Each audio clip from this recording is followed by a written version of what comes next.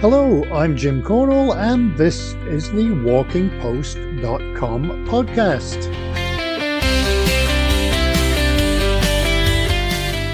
WalkingPost.com is the news website dedicated to walking, with all the latest on festivals, books, trails, gear, and more. This podcast is airing on Friday, May the 16th. And that's 2025 if you're listening to this on whatever you listen to podcasts on in the 22nd century. And if you're interested, the 16th of May is Pizza Party Day, Barbecue Day, NASCAR Day, Bike to Work Day, and Do Something Good for Your Neighbour Day. I mentioned this to our neighbour and she said, "Oh, are you moving?" I suppose there's a connection to walking because it's also Love a Tree Day. And there are plenty of others. You know you're getting older when you look at all the famous people with birthdays today and you don't know who any of them are. Last week my son and I started filming on the series we're aiming to do related to a long distance path here in Scotland. I never thought I'd be happy to see shade. You tend not to associate Scotland and heat, but it was warm, although I guess everything's relative, because when we lived in the southwest of the US, 22 Celsius would have been a very cold winter night. Funny how when we moved there from Canada the first winter, we were in t-shirts, and the second winter we were in coats. It was always the easiest way to tell who the locals were. Anyway, the walk we did last weekend was great, lots of flowers out, good scenery, and a lot of fun. When you're filming it does take time, so I think we averaged less than 2 miles per hour because of all the stopping and starting. That and carrying a tripod, 4 cameras, a drone, microphones and other bits of equipment. It gets heavy. We did get 1 or 2 strange looks, but I think people are quite used to vloggers and people appearing to talk to themselves these days. In the first town we passed, which is quite touristy, there were indeed a lot of tourists and several people filming themselves. You always kind of look at their techniques, some of which are a bit odd or counterproductive, or at least in my eye, but I think anything goes these days. I remember when I was in a band and we played a festival once, there was a young band playing first, and the drummer wasn't great. He was having a really hard time because he'd clearly never had any lessons or figured out how to set up a kit because it was set up all wrong. So after their set, I tried to offer him some friendly advice, but in return got a torrent of abuse and who do you think you are kind of response. That was until they saw us close the event and he realised I kind of knew what I was talking about. And after that he became a student for a couple of lessons before he then decided he was the best drummer in North America and didn't need any more assistance. I'm not quite sure how I got from a Scottish long-distance path to drumming in Canada, so let's get back on track, or on trail maybe. Last week on the podcast we had 2 festival interviews, one about the Wirral Walking Festival and the other about the Wrexham Walking Festival. It's great that there are so many walking festivals, but it also highlights just how little of the country I've actually explored. I've been to both of those places before, but when you're local you really know the place and the walks and all the things to see and do. Sounds obvious, but it is great to learn about new places. I was going to try and build up the interviews and be all mysterious, but then I realised if you've read the title before listening to the podcast, then it's not really much of a reveal. Reminds me of a concert we did once, and it was an outdoor show with about 500 people there. And when we took our break, they did the draw for all of the prizes. And when we got back, there were maybe 30 people left.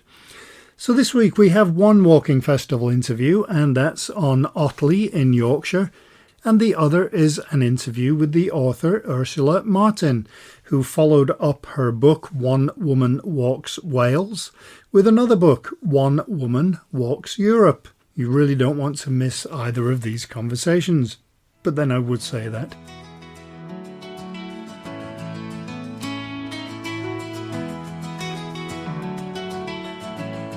Of course, first we give you a quick recap of some of this week's articles on WalkingPost.com. And if you have news, press releases, guest ideas or comments, please do get in touch via walkingpost.com, or you can just email me at jim@walkingpost.com. So it's time for a brief look at some of the headlines of the news articles we had on walkingpost.com this week. 9 Waltham Forest groups have been awarded grants for walking and cycling projects. Australia is going to host the 2026 World Trails Conference, and it will be in Perth. And the online walking app, All Trails, which many of you may have, is expanding its membership options with a new product called All Trails Peak. Bolsover has launched a walking and cycling app, and if you're going to do the Coast to Coast Trail from St Bees to Robin Hood's Bay, you can now buy a passport to get stamped. It looks really good and it has discounts and all kinds of good information, as well as room for your stamps. And hopefully we will have an interview about that in the next couple of weeks. I'm sure if I do the walk, my passport will be annulled or I'll be deported. One of the best known trails in Canada, the Bruce Trail in Ontario, is being expanded with an addition to the Bruce Trail Corridor. And the WHO is pushing for safer walking. That's the World Health Organization, not Roger Daltrey. Anyway, you can read all of these articles and many more at walkingpost.com.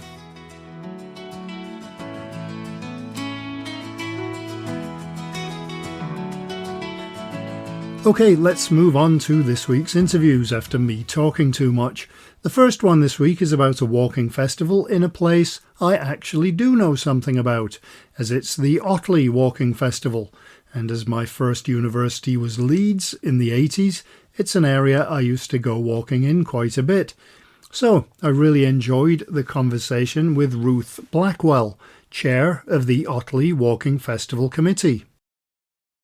Could you maybe give me a bit of background on the area and, what there is for walking in the area? So Otley's about 10 miles from Leeds, a similar distance from Bradford, and about 8 miles from Harrogate. It's in Wharfedale in Yorkshire. Otley's a small market town, medieval origins. Parts of the old town layout are still here. We've got a lot of 17th century, 18th century buildings. It's a very beautiful part of Yorkshire. There's moors above the towns. There's meadows and fields everywhere. You can walk out of your door. One of the things I really like about Otley is you can step out of your door and immediately go onto a footpath that takes you either up to the north, to the south, east or west. So you can follow the river, which runs through Otley, east or west. You can head south and climb up the Chevin, which is a big escarpment above our town, or you can head north and up towards the moors. We're about 8 miles from Ilkley, so within about 20 minutes walk, we can get up onto the moors and head across the moors to the famous Ilkley Moor, with or without our hats, depending on the weather. Fabulous walking country. And I used to live in Leeds, which is 10 miles away, and I always thought to get a good walk, you've got to head right out into the Dales. What I didn't realise when I moved to Otley is it's in the Dales. It's only 10 miles from Leeds. It's in the Dales and there's fabulous walks from the doorstep. So I love it here. I've always been a big city person. So coming to a small market town of about 18,000 people was quite a shock. But I've been here now nearly 30 years. I love it and the walking is absolutely fantastic. Yeah, that whole area, it's almost like a calendar everywhere you go. Oh, it certainly is. And every season's got its own joy, its own interest, because quite often you think walking in the winter is going to be dull. And then you look at the bare trees and you can see the snow on it. You can see the clear skies and the skeleton trees. So each season, I think, has got something. But the flowers around here, I've noticed this year when I've been out walking, the flowers are just absolutely beautiful. The scents, the bluebells at the moment are just amazing. You can see that purple haze in the woods and smell the beautiful light scent of the bluebells. And it's so fleeting. It only lasts a couple of weeks. And I've been very lucky to get it this year. The festival, how long's that been going and how's that changed? Right, okay. The festival started as a one-off millennium event for the year 2000, and we're very tentative about it. In Otley, we've got something called the Otley Town Partnership, which is a partnership between the local councillors, local business, and the community. And was one of the representatives from the community on it. And one of the areas it wanted to looking at how to regenerate Otley and how to market it, was to actually have some people, a small working party, of which I was one, to look at how you could market Otley as a destination. And we looked at various things like beer festivals, food festivals, this, that, and the other, walking festivals. And I'd seen walking festivals in other areas of Yorkshire that had worked really well, and thought, well, hey, we've got fantastic walking areas around here. We've got a really good network of paths. We're, 10 minutes from the moors. We've got the river. We've got lots of things going on around here. So why don't we try and do a walking festival? Well, there were 4 of us. The idea was taken up. We were tasked with doing it. This was in 1998 for the year 2000. We didn't really know what we were doing. We had meetings every fortnight. We had to find out, well, how do you do it? Oh, you need insurance. How do you get that? We needed a leaflet. What do we do? What style is it? We were going around all sorts of tourist information centres looking at their leaflets.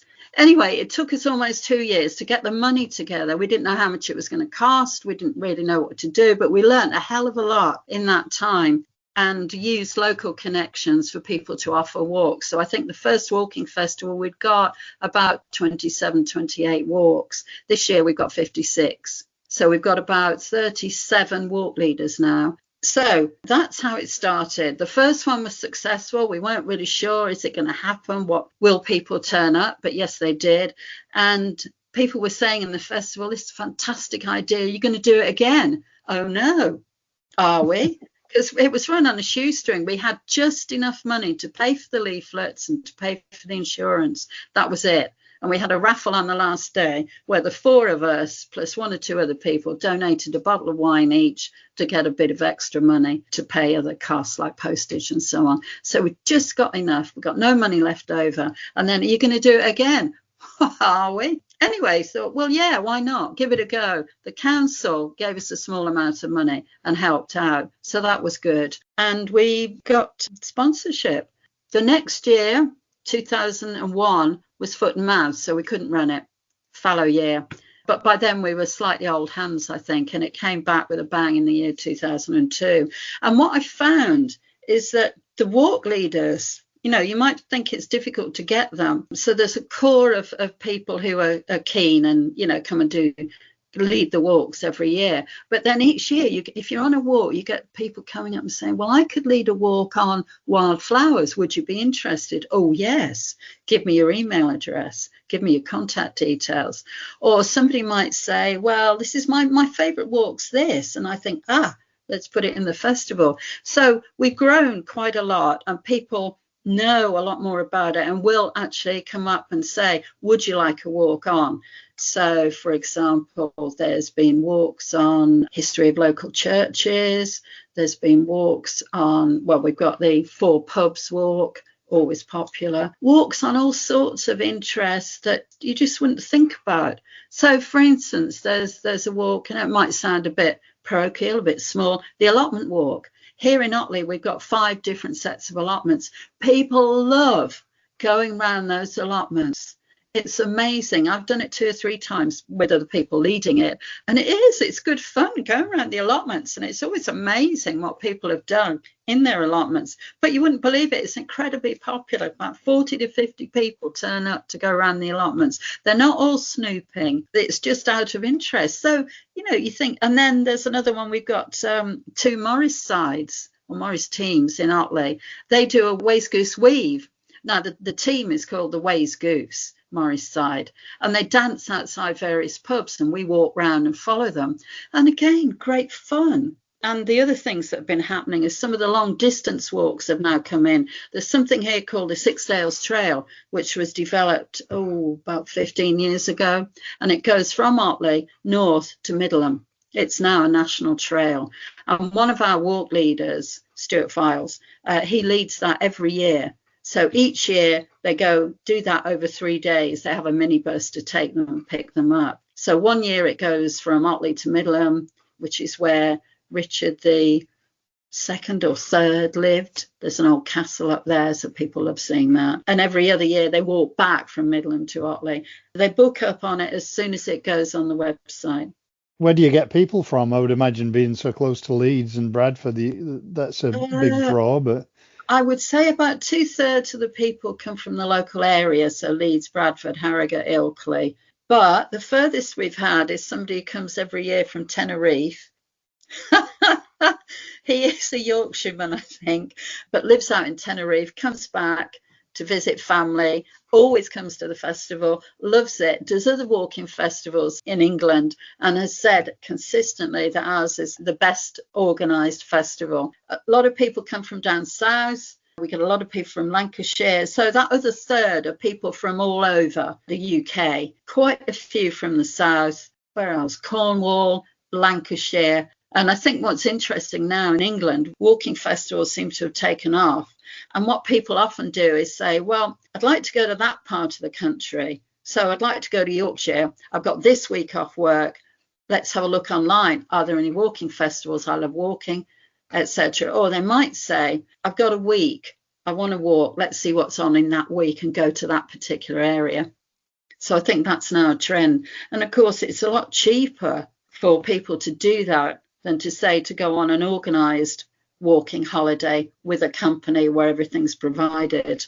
And I would imagine that because of all of those places that are fairly close by, finding accommodation if you are coming from away is easy. Otley's got various pubs that do rooms. There's 2 large hotels within striking distance. There's 2 campsites. So there is accommodation. We have got it on the website. It's not overflowing with accommodation, but people do seem to find somewhere. And there's a few B&Bs in the area and Airbnbs, of course, as well. So people do tell us where they stay. And that's how we've got to learn about the Airbnbs and the local B&Bs and so on. And transport's fairly good around that area as well. Yeah. We've got good bus connections to the major towns. We're also 10 minutes by bus from the local railway station, which goes into Leeds, Bradford, Ilkley. So you can get everywhere. Do you change up the walks every year? Oh, yeah. Always. There are some old favourites. So the Six Sails Trail, which is this 38-mile national trail from Otley to Middleham, that always comes in each year. Things like the allotment walk, which is popular. But mostly, no, new ideas come each year. I'm always amazed by the ideas that walk leaders come up with. It's just humbling and also amazing. So as I say, we've got 57 walks this year, and they range from walks on the moors to, for instance, we've got a poetry walk in our local wetlands here in Nature Reserve. We've got a walk with no stiles, different pub walks. We've got meanders on top of the Chevin, which is the big open forest area here. Early birds in the wetlands. We've got walks all over the area. We've got some history walks. So there's a local character in history, the Timble Man, and also the Timble Witches. There's a walk about their history on the moors above Otley. There's also a guided walk about children who used to work in the mills near here. So around Otley, there was, because of the river systems and the climate, there were several mills, and children were brought here, as people probably know, as orphans to work in the mills. And some of them had obviously very dangerous and hard lives. And there's a history walk about that. I did it last year with the walk leader. It's fascinating. You take part of the child and you walk through where that child would have worked, where they lived, what happened to them. Sadly, my one died. I died. So it really is an amazing mix. People just say, would you like a walk on this? We're not prescriptive. We don't say we've got to have certain kinds of walks. So if people want to do a walk, and they are always interesting and always popular. Are there costs associated with the walks? No. We're one of the few walking festivals who's got the principle that walking should be free. So all walks are free, apart from 3. All walks out of the 57 are free. There's one where you've got to pay for a minibus, and 2 where you're paying for a meal or an entry into, in this case, the local old Georgian hall near here. But otherwise, they're all free at point of contact. One of our founding principles is that people should be able to walk without having to pay. So we don't want to disadvantage people. Yeah, We do ask if they can to make a donation towards the running costs, because the costs now have become much more expensive. They're about £2,000 to run it now, with the cost of insurance, leaflets, other things that we have to pay for. But we do ask people for donations, and people are very generous. So they can make a donation online or with the walk leader. Do you have limits on the numbers for each walk? I mean, do you have to book online? Or? About half you have to book online. So some of the walk leaders need to limit the number of people because of the terrain they're going through, or just to manage it. So the history walks, for example, this one about the Timble Man and Timble Witches only has 18 people. They book online. All the others, no, just turn up and go. So we like to have a mix, so that on a particular day, if a walk's not booked, or you've not booked a walk, you can look and think, oh yeah, there's a walk that I can do without having to book. Because for a lot of people, it'll depend on the weather, won't it? What are some of your favourite walks around Otley? There's a lovely walk over the tops from Otley up to a medieval village called Clifton, with beautiful old houses in it. So I always find that attractive. Over the fields, over the meadows, up to Clifton, and then over the tops to Ilkley. And it's absolutely beautiful. You've got the moors there on both sides of the valley. You've got fantastic views. You've got the curlews. You've got the wildflowers. It's just amazing. You can see so far. And I would say that's one of my favourites. And the other favourite walk is a walk along the river heading west, again to a little village of Leithley, and beyond there, and you can walk through up to somewhere called Armscliff Crag. So it's about probably about 12 miles round trip. You can shorten it by getting the bus back though. But fabulous views everywhere. You're walking by the river, you're going through the old villages, you're crossing streams, you're going up through a little bit of a forest, riff of woods, and then up and up and up, and you've got these great views opening out, looking towards Harrogate. So you can actually see sometimes as far as York Minster. So it is absolutely amazing. I love it. And then you can come back down, either call in a cafe or a pub and get the bus back, or walk back along by the river. So again, a great favourite. And I guess nobody's getting paid to run this event? We're all volunteers. It's a true community event because we're all volunteers that run it. We're all volunteers that lead the walks or run the events in it. Nobody makes any money out of it. Nobody is doing it for professional reasons or whatever. So it's all volunteers, which I think is quite a nice feature. And we do it because we love the area and we love walking. And I think one of the other things, and again, I don't know whether it's unique to ours or not, is that we try to make sure that there's an event or a walk every evening. So if people who come from somewhere else come to stay here and they don't necessarily know anybody, that they do know there's a walk or that there's a talk or a film or something on in the evening, so they needn't be feeling on their own or feeling lonely. What we do find is that for quite a few women, coming to a walking festival means that they can be walking with other people and have company, but also feel safe. They don't have to have planned out the walk because obviously the walk's planned. They don't have to be concerned overly about their safety in the outdoors because we've got walk leaders. The general thing about having walking festivals, obviously we think ours is the best, but walking festivals are a great idea to get to know different parts of the country, to get to know people from a different area, and also to feel safe walking in a group, knowing that you're being looked after because all the risk assessments have been done. Somebody else is leading the walk, but you can lean back on your walking poles and chat to people and have a really nice time and enjoy the cakes and hospitality of that area. Well, it's interesting you mentioned that, and I'd never really thought of it that way before. I'd thought about the aspect of the safety of being in a group, but I think that thinking it forward from there, if you're in a group, maybe that's a way to meet people and start a group, or meet other people and say, well, do you want to go for a walk next weekend? And you end up with, instead of feeling the fear of walking on your own, maybe you meet a few people that have similar interests and live in a similar area, and it's maybe a good way to go to a festival to create another tiny group that you can carry forward. Yeah, that's interesting actually, because in Otley, after the first or the second walking festival, people did say, oh, it's a pity we haven't got a walking group just for Otley. And out of that, a walking group, Otley Walkers, was born. And that came out of the Otley Walking Festival. And also I've noticed over the years that friendships do develop and people do find people with similar outlook or wanting to do walks. So you might say to somebody, oh, I fancy doing a walk over so-and-so, and that they've met them on the festival and now they are out walking. So, yeah, I think festivals are great for that. You're in the outdoors. You've got beautiful scenery around you, particularly Otley and Wharfedale, I might add. And you've got good company. You've got a warm welcome. You've got good company. You get to meet people. You make friends. I think it's great.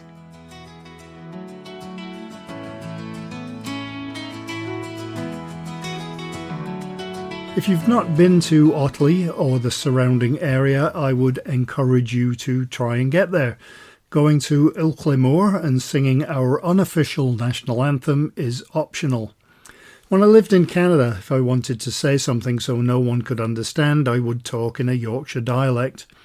Funnily enough, my first job was on the radio in Canada, and I did have a very strong Yorkshire accent, and people were calling the radio station, asking if the new person on the air could speak English. So I pretty quickly went with a generic English accent that then got a bit of a North American accent mixed in. Last week we had the interview about the Wrexham Walking Festival, and this week our second guest also has a connection to Wales, because she lives there. Ursula Martin's first book was entitled One Woman Walks Wales. It did very well, and she recently had a second book published called One Woman Walks Europe. At the beginning of this week, she started the Land's End to John O'Groats walk, calling in at bookstores along the way.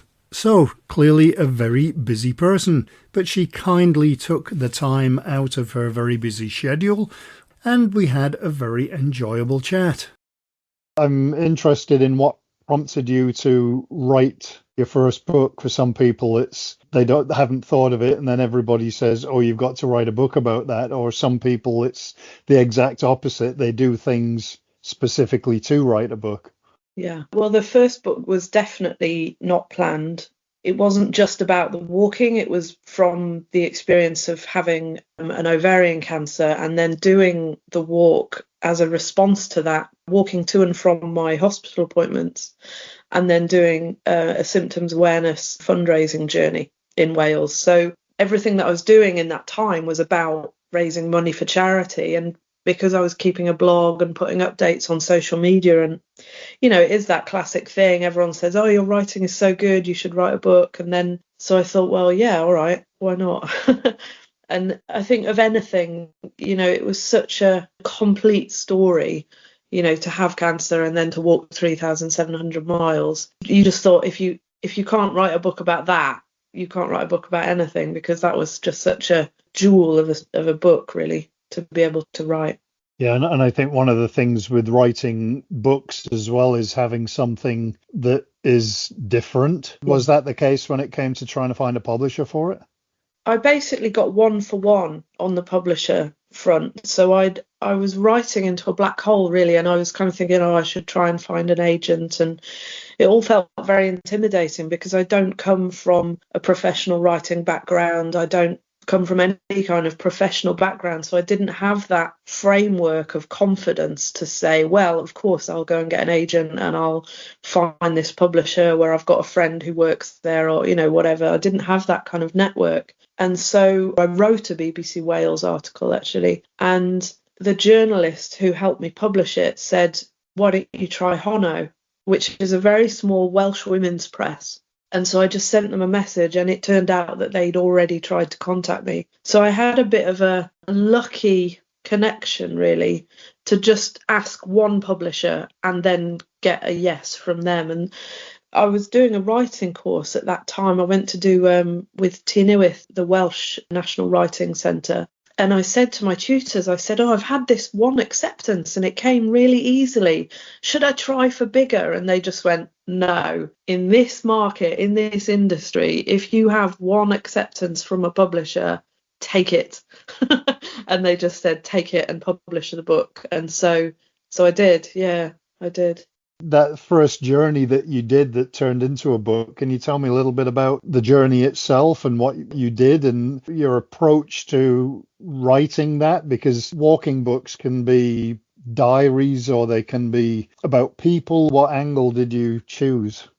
The first book was, in short, it was introduced by my cancer experience and then my realization that because I was traveling before I had cancer, I was house sitting in Bulgaria. I'd just kayaked the length of the River Danube.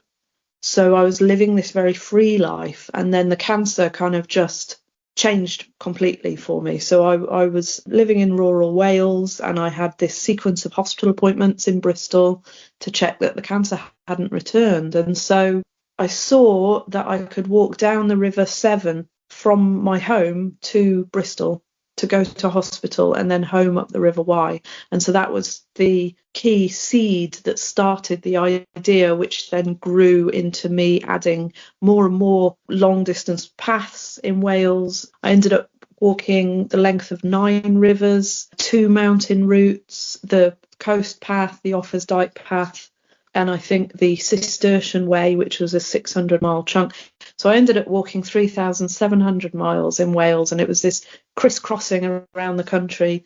And I was fundraising symptoms awareness for charity. And I think the style of my Welsh book compared to my English book, I think my Welsh book is a lot more naive, and it is more of a journey diary style, even though it's not laid out as day 1, day 10, day 300. All my writing is very much just what comes out of me. And I think the strength of my writing is very vivid, poetic nature descriptions. And so I was blogging along the way, and then I wrote the book, obviously, after the journey had finished. I think it's very easy for a book which is only focused on an adventure travel, like an endurance challenge experience, which a long distance walk is one example of. I think it's quite easy for them to be very boring if they are focused on, I did this, I did this, I did this, miles per day.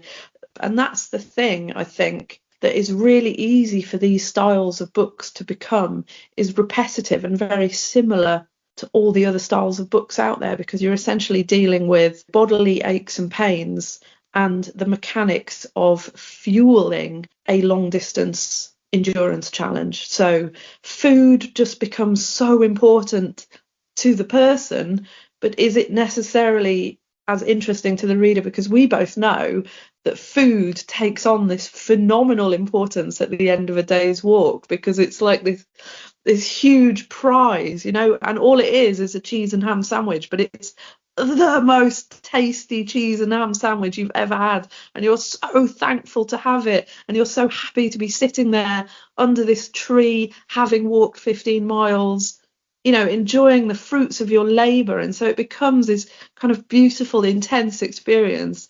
And then you write in the book that you had a cheese and ham sandwich, and everyone's like, why are they banging on about this sandwich so much? This is ridiculous. And so you kind of have to watch that, maybe express it once, but don't express it over and over again. But I think the way that I wrote the Welsh book, I wasn't confident about being a travel writer. And also there's the cultural aspect of me being a culturally English person traveling in Wales, and Wales has had an awful lot of English people analysing them, and I don't think there is a place now for an English person to write a travel book about Wales. So I deliberately stayed away. And also there's the sense of I haven't been to university, I'm not qualified in any way. Who am I to have opinions about Wales? So in terms of like cultural and historical analysis of Wales, I deliberately steered clear of that. So it became a book about the people that I met. And again, the kindness of strangers is another kind of travel writing cliche that you have to steer clear of, as if you're discovering it for the first time, and everybody should know that actually you go out there and people are really nice after all. Again, that's something that has been repeated over and over again. But for me, that book, I do think my 2 books are quite different. And I think that my second book is more nuanced and developed as a writer than my first book. So my first book does have that kind of naive, I went out there, look at all these experiences. It was really hard, but it was great and I did it. But hopefully without too much of that diary, day by day exposition.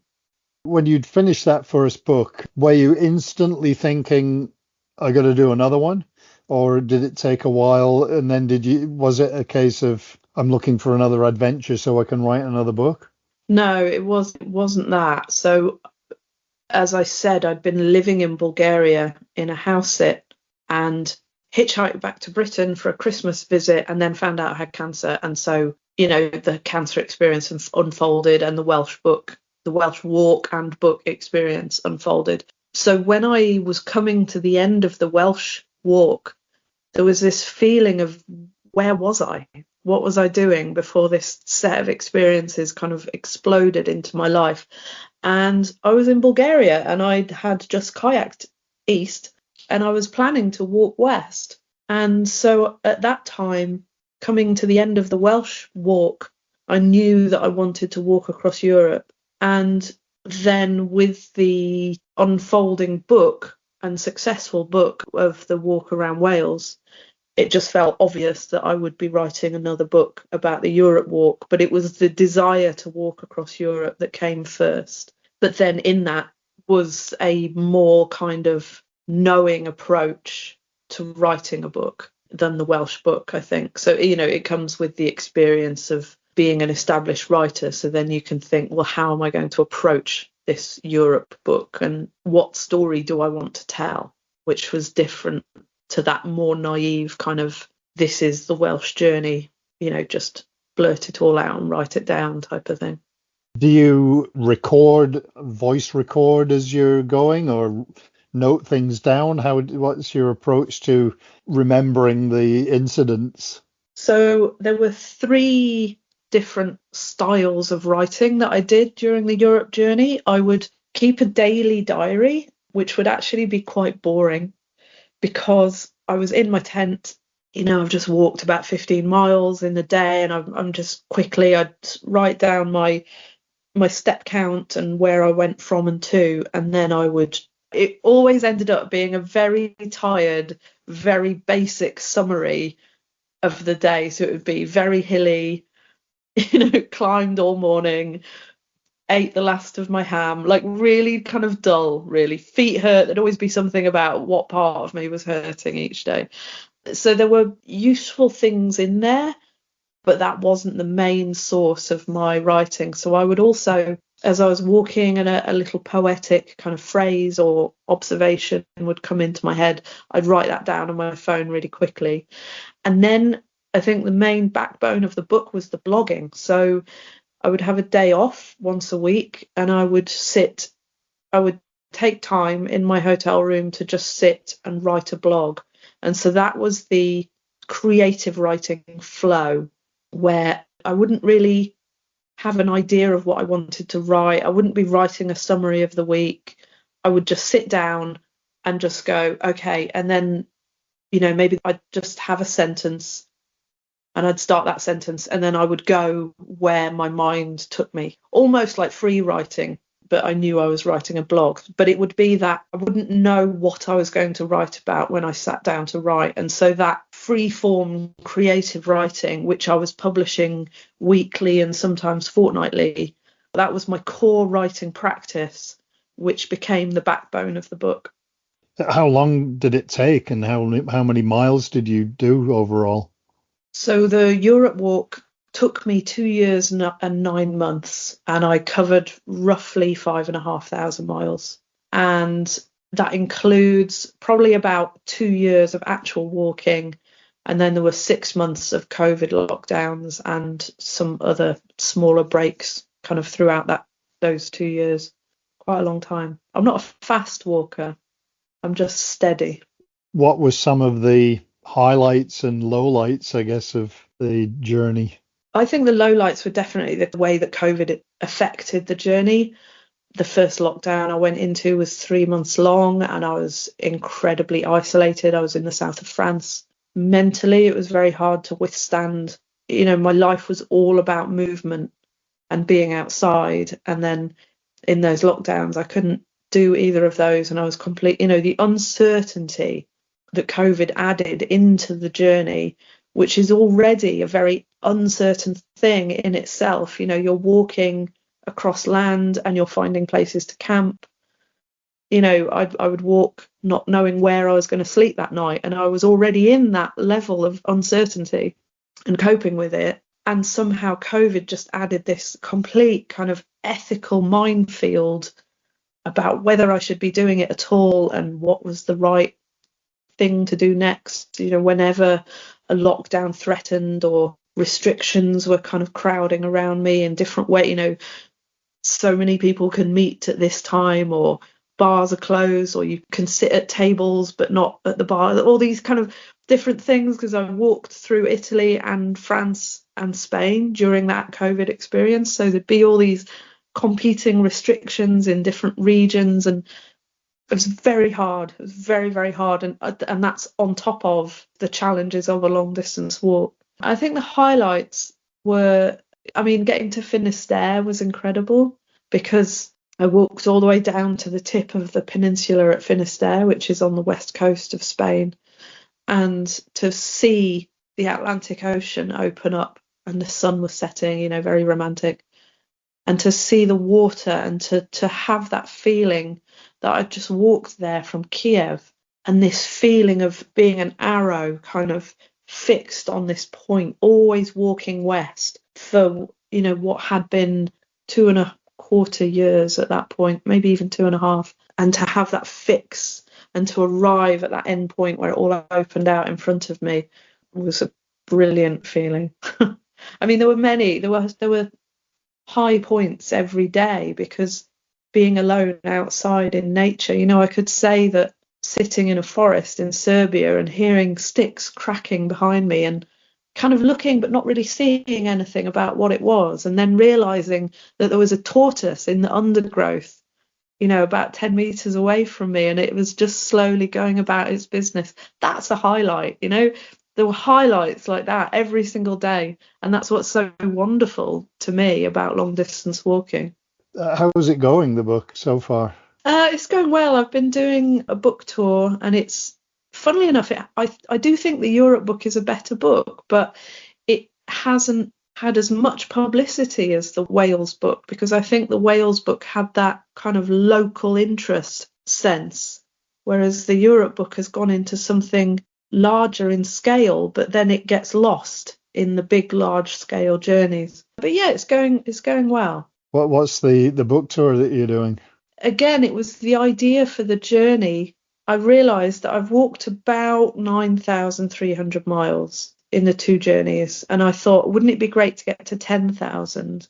So I thought I could walk Land's End to John O'Groats. And then it came that I hadn't managed to do it while I was writing the book. So I thought, well, I'll do it as a book tour. And my publisher said, well, why don't you do a Welsh loop? So in the end, I'm walking 1,700 miles. So it's going to be 11,000 miles when I get to John O'Groats. And I'm going bookshop to bookshop, and I'm giving talks and signings along the way.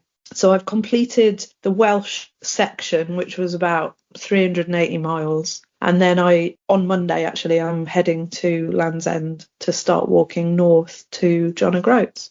So there'll be talks throughout the UK, really. It's been very small and very sweet and very nice. And especially because as I've done the Welsh section, I'm revisiting places I haven't been to for 10 years since I walked there last. And I've met lots of people who met me along the Welsh route, and people have come out to the talks and also had me to stay. And that's just been a really nice part of it. I've been revisiting, really, in a way, that some parts of the Welsh book, and it's been a lovely beginning to it. And then the Land's End John O'Groats is a lot more kind of unknown territory for me. So that'll be another different experience. Is that another book or not? I doubt it. I don't think I would have anything original to say. Yeah. Are you going to do more walking books? I don't think so. I think I will write more books, but I think I'm a writer who walks rather than a walker who writes. And so I do want to write more books, but no, not about the walking challenges. I think I'll be lucky if I can get to 11,000 miles, and I think that feels like a nice line to draw underneath it. How long are you anticipating it's going to take? Well, I'm being very slow about it. I do have some lower back pain that has meant I'm not walking as far, so I've kept it to a 10 miles a day schedule. And very unusually for me, I've worked the whole journey out in advance so that I can tell bookshops where I'm going to be on what date. And so I already know that I have a talk in Orkney Library on the 8th of October. So all the way through the whole of the next 5 months, I will walk 10 miles a day on average with a few days off. I know I'm going to be in Edinburgh on the 31st of August, for example. It's so unlike me, because normally I just walk as far as I can every day and keep it so vague, and that suits me. And that was another reason to keep the shorter distances, so to make sure that I can keep up with the schedule and not be arriving at bookshops, be 6 p.m. and I'm supposed to be giving a talk at 7 p.m. and I'm still 5 miles away. That kind of, I don't really want that to happen. So I've kept it very, very slow and steady, and I think that'll suit me.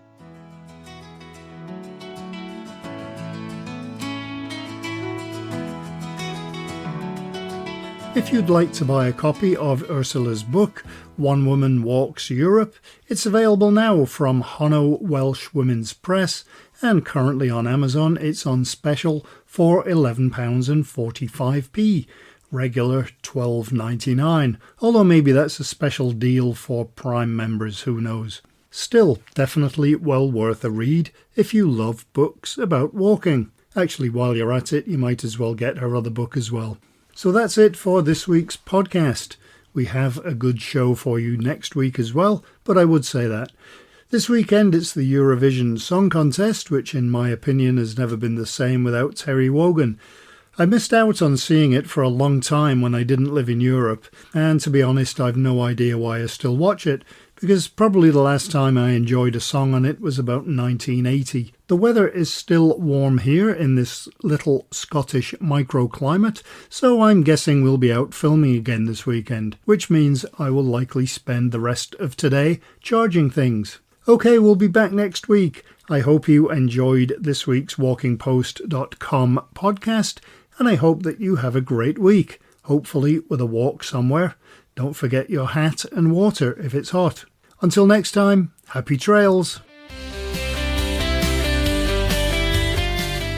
Walking Post from walkingpost.com is an Air Coastal Media Limited production.